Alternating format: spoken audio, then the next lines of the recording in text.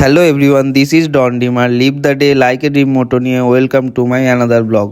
তো তোমরা এতক্ষণে ভিডিও টাইটেল আর থাম্বনেল দেখে বুঝতেই পেরেছো আজকে কোথায় যাচ্ছি।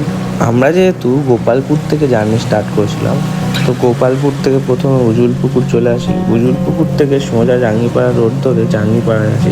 দেন জাঙ্গিপাড়া মোড় থেকে এই যে বাঁ দিকে বেঁকে যায়, বাঁ দিক থেকে আবার কিছুটা এসে আবার ডান দিক নিয়ে নিই। প্রথমবার যাচ্ছিলাম আমি। আমার সাথে আছে এই যে রণজয়, আমার এখানে ড্রাইভার না সারথি, যাই হোক হ্যালো করে দাও। হ্যালো গাইস, তোমাদের ইউটিউবার প্রচুর পাপ করেছে, তাই তাকে মুক্তির পথ দেখাতে নিয়ে যাচ্ছি।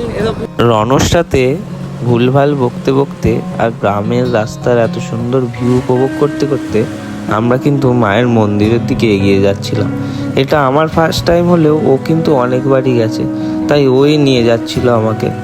আর আমরা তো বাইকে করে যাচ্ছিলাম। এছাড়া তোমরা যদি যেতে চাও, পার্সোনাল কার না থাকে, দেন লোকাল ট্রান্সপোর্টও রয়েছে, কিন্তু ট্রেন টেকার এইসবের মাধ্যমেও যাওয়া যায়। এই রহিমপুর মোড় থেকে কিন্তু আর 5 মিনিট এগিয়ে এলেই 800 বছরের পুরানো মা রাজবল্লভী মায়ের মন্দির। আর মায়ের নাম অনুসারেই কিন্তু এলাকার নাম হয়েছে রাজবলহাট। তো মায়ের মন্দিরের এটাই ছিল প্রধান গেট। তো ওখান থেকে আমরা কিছুটা এগিয়ে সেই বাজারটায় আসি। এখানেই কিন্তু সব কিছু দোকানপাট রয়েছে, এখানেই মায়ের পুজো দেওয়ার ডালা সবই পাওয়া যায়। আমরাও পুজো দেওয়ার ডালা নিয়ে নিয়েছিলাম, ডালা নিয়ে পুজোও দিয়েছিলাম। তো আমরা 3টে, 3:30, 4টের সময় করে এসেছিলাম বলে ভিড়টা সেরকম ছিল না। আর এখানে ভীষণ সুন্দর মায়ের ভোগও পাওয়া যায়, কিন্তু আমরা লেট করে এসেছিলাম বলে 10টার মধ্যে টিকিট কাটা হয়নি। তো ভিতরে ঢুকি গেট দিয়ে। ভিতরে ঢোকার পর কিন্তু ভিতরটা আজকে বেশি ভিড় ছিল না বলে অত্যন্ত শান্ত এবং দারুণ একটা পরিবেশ লাগছিল।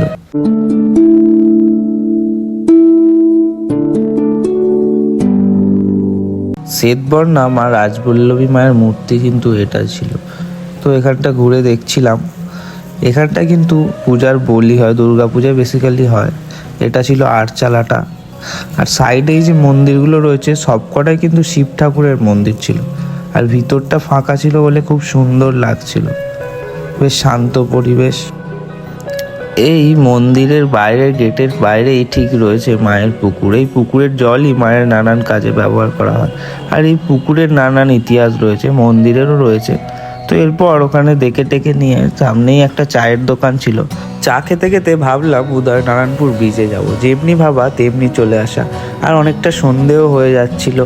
রাখালরা ছাগল দিয়ে বাড়ি ফিরছিল। আর এটাই সেই বর্ষার ভয়াবহ দামোদর নদী। গ্রাম বাংলার কিন্তু অনাবিল দৃশ্য ফুটে উঠেছিল। এরপর বাড়ি চলে এসেছিলাম। ভিডিওটা কেমন লাগলো অবশ্যই জানিও, আর সাবস্ক্রাইব করতে ভুলো না।